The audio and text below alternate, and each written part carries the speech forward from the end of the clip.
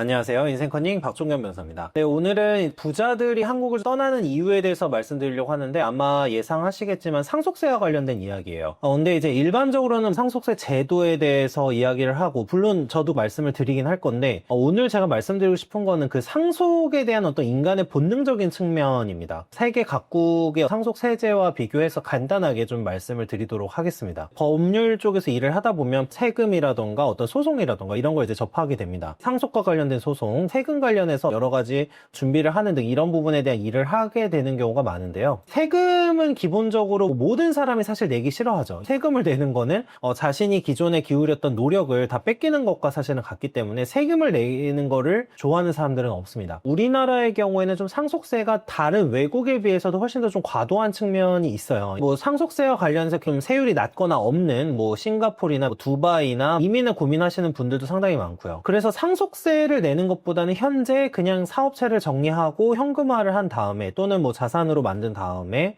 이걸 가지고 해외로 출국을 하는 게 상속세로 내는 세금보다는 훨씬 더 효율적이거나 이득이 되는 경우가 많아서 부자분들의 경우에는 상속세를 안 내기 위해서 이민을 고민하거나 이런 경우들이 많이 있습니다. 상속세가 내려가기가 힘든 이유가 반부자 정서와 이제 재분배 정책에 대한 어떤 신념이 있는데 부자들의 재산을 보면서 왜 저 재산이 자녀에게 공짜로 이전되어야 하는가 이런 부분에 대해서 이야기를 합니다. 부자는 기본적으로 사회에서 여러 가지 이익을 받아서 여러 가지 인프라의 도움을 받아서 돈을 번 거기 때문에 사회에 대해서 일정 부분의 책임을 가진다 이런 식으로 해석하시는 분들도 있습니다. 여기에다가 세수도 부족한 상황이죠. 그래서 세금을 줄이는 방향으로는 정책 방향이 이루어지기가 쉽지가 않은 상황이고 상속세 세수가 한국은 다른 주요국에 비해서 굉장히 높은 편입니다. OECD 기준으로 상속세를 과세하는 나라는 38개국 중에 24개국, 그 다음에 증여세를 부과하는 국가는 21개국입니다. 상속세를 과세하는 국가 중에 미국, 영국 뭐 등등등이 있고요. 상속세를 과세하지 않는 나라의 경우에는 캐나다, 호주,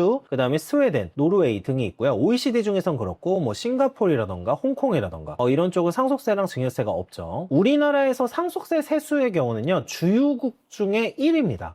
OECD 평균의 4배를 넘는데요. 경제 규모와 비교한 상속세 비율, 이렇게 보통 GDP 규모로 비교를 하는데 이것도 우리나라가 주요국 중 1위입니다. GDP 대비 세수를 봤을 때 상속세 부담이 큰 편입니다. 주요국 중에서는. 간혹 우리나라는 뭐 세금이 적으니까 상속세라도 많이 내야 된다 이렇게 얘기하시는 분들도 있는데요. 우리나라도 객관적으로 봤을 때 소득세나 사대보험은 사실상 준조세입니다. 지금 강제로 징수하기 때문에 최고 세율 구간의 경우에는 굉장히 세율이 높은 편에 해당을 합니다. 소득세도 많이 내고 상속세도 많이 내는 나라가 사실 지금 한국이다. 돈이 많은 사람 입장에서는 만약에 사업체가 한국에 있어서 어쩔 수 없이 있어야 되는 경우를 제외한다면은 자산으로 사업체를 매각해서 정리를 하고 나서 외국으로 출국을 하는 게 훨씬 자신에게는 이득이 되는 그런 상황인 거죠. 최근 한국의 상속세 부과 영향에 대해서도 좀 말씀을 드리면요. 국세통계연보랑 국세청 자료를 참고했는데 최근 10년간 상속세가 과세되는 피상속인, 이게 피상속인이 사망한 사람을 얘기해요. 피상속인의 비중은 2014에서 2020년까지는 한 3% 미만 정도로 유지가 됐었는데 2023년 기준으로는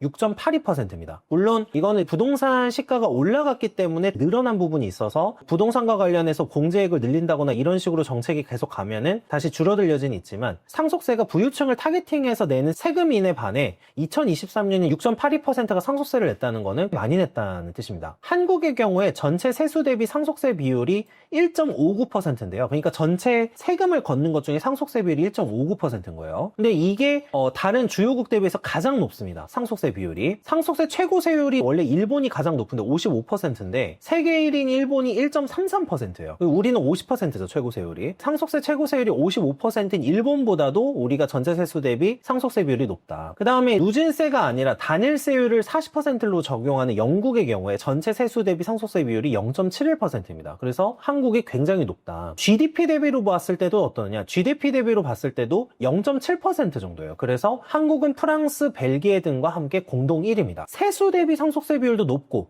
그 다음에 GDP, 그 국민 경제 규모 대비해서도 상속세를 많이 내는 나라가 한국이다. 제도는 이렇고 실제로 우리나라 사람들, 그러니까 부자들이 상속세를 많이 내고 있다는 건 알겠는데 그러면 상속세에 대해서 어떻게 생각을 하느냐 이 부분 좀 궁금하실 것 같아요. 저 같은 경우에는 상속세를 부과하는 거는 인간 본성에 좀 반한다 이렇게 생각을 합니다. 상속세를 부여하면서 부자들이 이민을 선택을 하고요. 주식시장에서 상속세나 증여세 가액을 평가할 때 이제 아무래도 주가를 기준으로 판단을 하기 때문에 때문에 주가가 올라가면 상속세 부담이 늘어나기 때문에 주가가 오르지 않게끔 하는 유인이 생기는 거죠. 그래서 주식시장에도 악영향을 끼칠 뿐더러 가장 중요한 거는 인간의 본성에 반한다는 거거든요. 저는 이런 생각을 해요. 인간은 결국에 동물이고 가장 핵심적인 거는 생존과 번식입니다. 물론 최근에는 결혼을 하지 않고 뭐 아이를 낳지 않는 이런 풍조도 있지만 기본적으로 인간의 경우에는 내가 생존을 위해서 건강을 챙기고요. 그 다음에 나의 개체를 번식하고 재생산하고, 이 번식의 개념을 위해서 인간은 살아간다고 해도 사실 과언이 아니에요. 유전자에 내재되어 있는 본능은 결국에 나를 복제하거나 재생산하고 내 후손을 양성하는 게 인간의 유전자에 내재되어 있다고 생각을 하는데, 인간은 본성으로 가문이나 후손의 영속을 꿈꿉니다. 영속을 꿈꾸는데 그 영속에 대한 본성을 애써 무시하는 거예요. 자녀가 한 것도 없는데 왜 재산을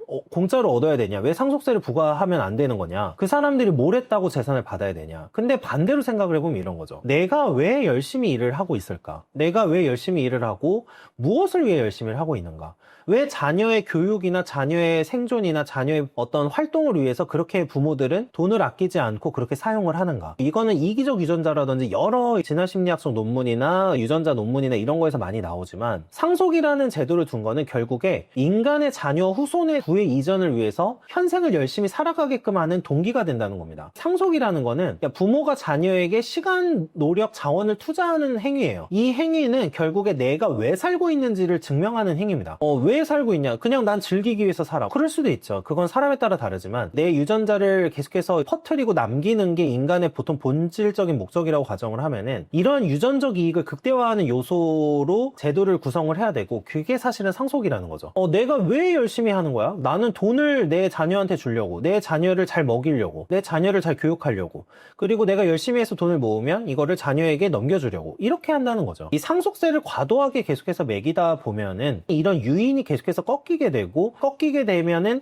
사람은 두 가지 선택을 하죠. 돈을 그냥 안 버는 쪽을 선택을 하거나, 돈이 있으신 분들은 해외로 나가게 되는 거죠. 왜냐면 인간 본성에 역행하는 제도니까. 그래서 어떤 학자는 이렇게 표현하더라고요. 상속을 유전적 자기보존 전략의 사회적 표현이다, 이렇게 해석을 해요. 상속이라는 것은 결국에 인간이 죽음을 초월하고자 하는 욕망을 표현한 것이다. 나는 죽었어도 인간의 소유물이나 인간이 쌓아올린 자산이나 이런 것들은 영속해서 전달이 되고, 그게 내 자녀이기도 하고 내 재산이기도 하고 내가 쌓아올린 성취물이기도 한 거죠. 단순히 죽고 끝나는 삶을 추구하는 분들이라면 이해가 어려울 수 있겠지만, 성취물이 자녀에게 이어지는 것은 결국에 나의 영속을 위한 것이다, 이렇게 해석을 하는 철학자들도 있습니다. 어떻게 보면은 이런 상속을 하고 내가 자녀에게 무언가 넘겨주고 이런 거는 아주 인간으로서는 자연스러운 것일지도 모른다. 근데 이 자연스러운 것을 계속해서 제도를 억누르다 보면은 순응할 수도 있지만 이 제도를 거부하고 밖으로 뛰쳐나갈 수도 있다는 거죠. 이 부분에 대해서 우리가 좀 고민을 해보는 게 이 상속세 논의에서 사실 좀 필요하다고 보고요. 제가 서두에 말씀드렸던 부의 이전과 관련해서 문제가 되면은 기업의 어떤